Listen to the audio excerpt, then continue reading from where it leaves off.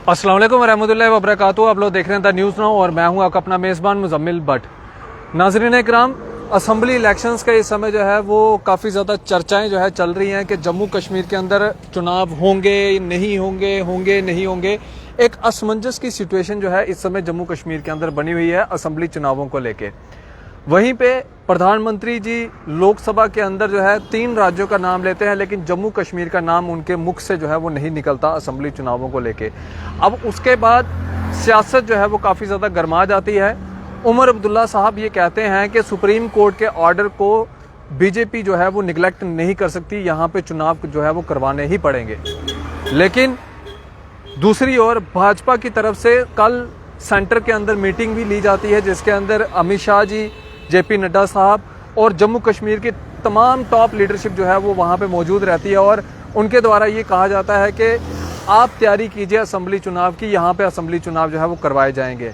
लेकिन कुछ media channels के द्वारा और कुछ जो नेता हैं उनके द्वारा ये कहा जा रहा है कि जम्मू कश्मीर के अंदर जो है वो असम्बली इंतखाबात जो है वो नहीं करवाए जाएंगे। अब इसके ऊपर सोशल एक्टिविस्ट प्रताप सिंह जम्वाल जी किस तरह से देखते हैं वो इनसे हम बातचीत करते हैं। प्रताप जी, क्या लगता है आपको यहाँ पे असम्बली के जो चुनाव हैं वो होंगे या नहीं होंगे?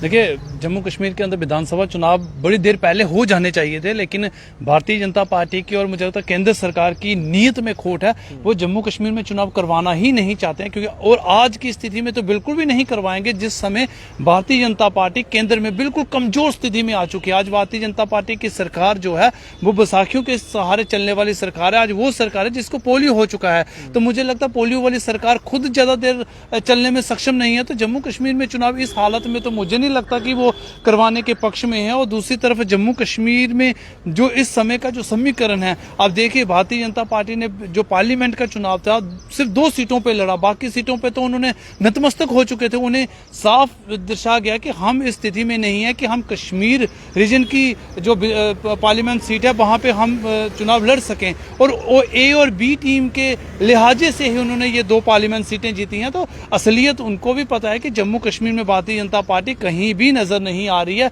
अगर बी और सी टीम को अगर हम बाहर निकाल लें, गुलाम नबी आजाद की पार्टी को और अपनी पार्टी को अगर साइड कर दें, तो या फिर जो प्रॉक्सी कैंडिडेट जो उन्होंने खड़े कर दिए अगर हम उन्हें साइड कर दें, तो भारतीय जनता पार्टी तो दोनों पार्लियामेंट सीटें हार चुकी थी। तो इसलिए भारतीय जनता पार्टी इस समय नहीं चाहेगी, उनकी मंशा यही होगी कि हम जम्मू कश्मीर में विधानसभा के चुनाव ना करवाएं, और बल्कि जम्मू कश्मीर को अपने लिहाजे से ही केंद्र से जिस तरह से वो चला रहे हैं इसी तरह से चलाने का प्रयास ही उनका रहेगा। प्रताप जी, आज 5 जुलाई है और आज के दिन एक अमृतपाल सिंह और हमारे जम्मू कश्मीर के बारामूला कॉन्स्टिट्यूंसी के जो हैं वो इंजीनियर रशीद साहब, उनकी जो है वो आज ओथ है और अभी मैसेज भी आया है कि उन्होंने ओथ भी जो है वो ले ली है। क्या लगता है कि इस बार लोगों का जो था वो रुझान किस ओर था, और अगर असम्बली चुनाव होते हैं तो लोगों का रुझान जो है वो किस ओर रहेगा?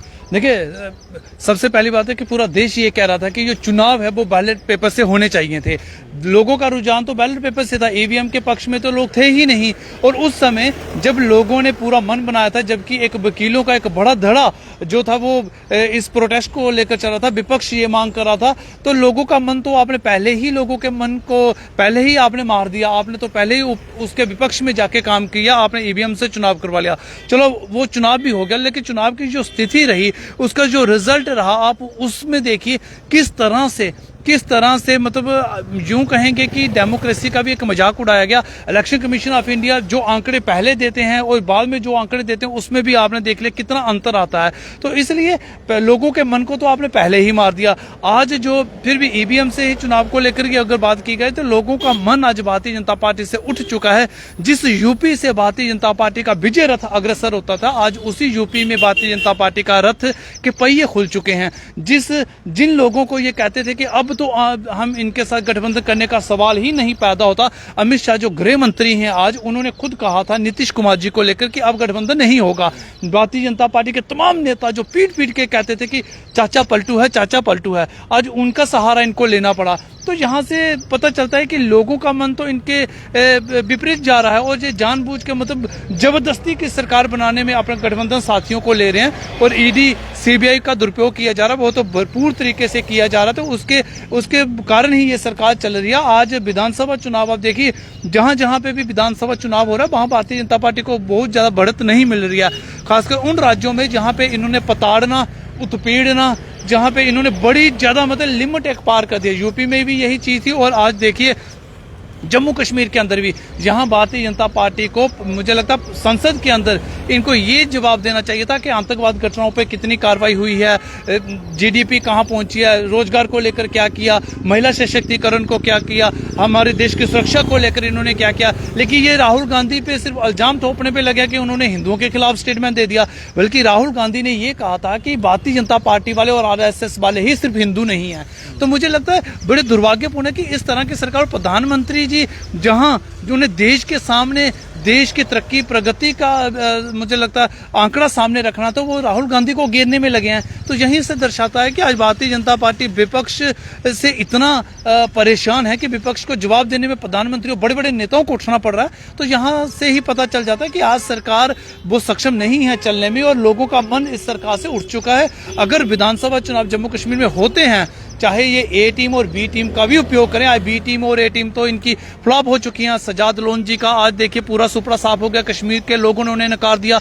अल्ताफ बुखारी जी को लोगों ने बिल्कुल नकार दिया, हालांकि उनके पास वो विधानसभाएं थी जहां पे विधायक उनके रहे हैं, तो उन्हें निकाल दिया। गुलाम नबी आजाद जी को लोगों ने आज दिखा दिया कि वो अभी भी गुलाम ही हैं। तो इस तरह से मुझे लगता है इनके जो सहयोगी थे, जिनके सर पे भारतीय जनता पार्टी जम्मू कश्मीर में सरकार बनाने की बात करती, आज वो तो पहले ही सुपड़ा साफ हो चुका है। रही बात जम्मू खित्ते से, तो आज भारतीय जनता पार्टी जम्मू खित्ते से भी बिल्कुल साफ है। तो ये मुझे तो प्रोक्सी जीत इनकी हुई है, तो असलियत भारतीय जनता पार्टी को पता है। प्रताप जी, यहाँ पे एक शख्स के द्वारा कमेंट किया जा रहा है कि क्या आप कितने पढ़े लिखे हो, मेरे को तो एक नंबर के अनपढ़ लग रहे हो।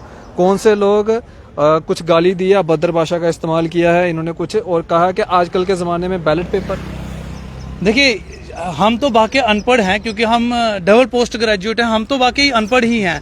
लेकिन मुझे बड़ी हैरानगी होती है, जिन देशों ने, वो देश जिनकी जीडीपी हमसे कहीं ज्यादा है, जो विकसित देशों में गिने जाते हैं, वो कहते हैं, उन्होंने ईवीएम जब बनाई, उन्होंने खुद कहा कि हमें ईवीएम पे भरोसा नहीं है। शायद इन भाई साहब की, मुझे लगता है ये भारतीय जनता पार्टी के वो अंधभक्त होंगे जिन्हें सिर्फ ये प्रमाण पत्र दिया जाता है कि अपने घर के बाहर लगा दीजिए कि बूथ प्रेसिडेंट।